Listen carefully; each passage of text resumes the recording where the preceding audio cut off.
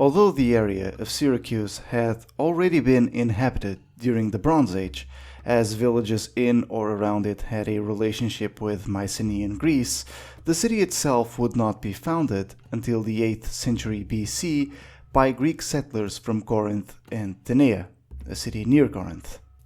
The name behind the city has origins not yet fully deciphered. It's possible the Phoenicians themselves called the city Sor a Kosim, which means Stone of the Seagulls. I can see the connection, to be honest, but it isn't the only theory around. Another common theory is that the city was named after a nearby march called Syracuse. Colonization began in the island of Ortygia, and from that point onwards, the city grew. After relocating and enslaving the nearby locals, the colony had grown big enough to found its own colonies.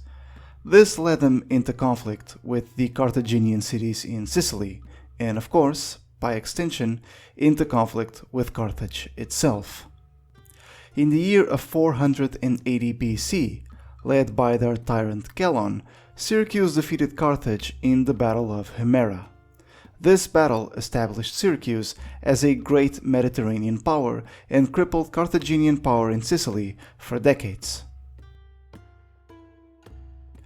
Later, during the Peloponnesian War, the city came under threat due to an invasion from Athens. In response, Syracuse enlisted the aid of a Spartan general, Gylippus, who would defeat the Athenian army, destroy their ships, and leave the remaining Athenian forces to starve on the island.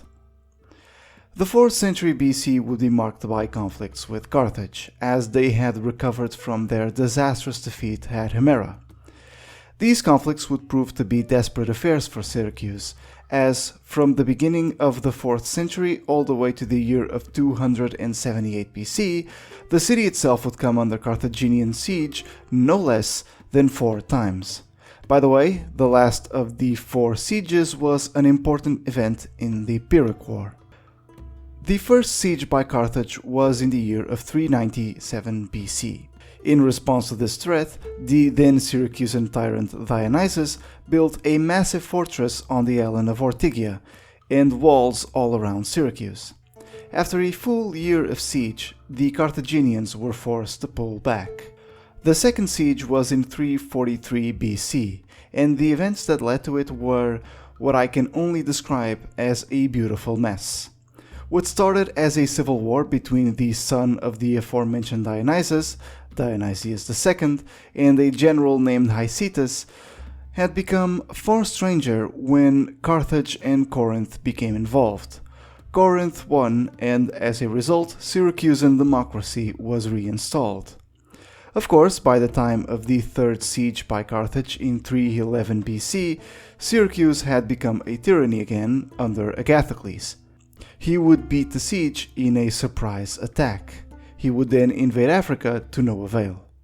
The final siege was, as mentioned, in 278 BC during the Punic War. Syracuse was saved by Pyrrhus as, when he arrived, the Carthaginians chose to pull back without a fight. Briefly, Syracuse was under the control of Pyrrhus, but in 275 BC, when the Epirate king left the island, things were out of control. A group of Campanian mercenaries, formerly under the control of the previous Syracusan tyrant, the previously mentioned Agathocles, who called themselves the Mamertines, had taken control of the stronghold in Messina, and the only one to act on this was one of the leading figures of Syracuse, a man named Hiero. He would defeat the Mamertines at the Battle of Mylae, and was only further prevented from capturing Messina due to Carthaginian interference. For his actions, Hiero was made the king of Syracuse in 270 BC. With the situation of the Mamertines, the ever-present threat of Carthage, and the arrival of Rome onto the scene, Hiero was in a difficult position. The new king of Syracuse would have to tread carefully in the conflicts to come.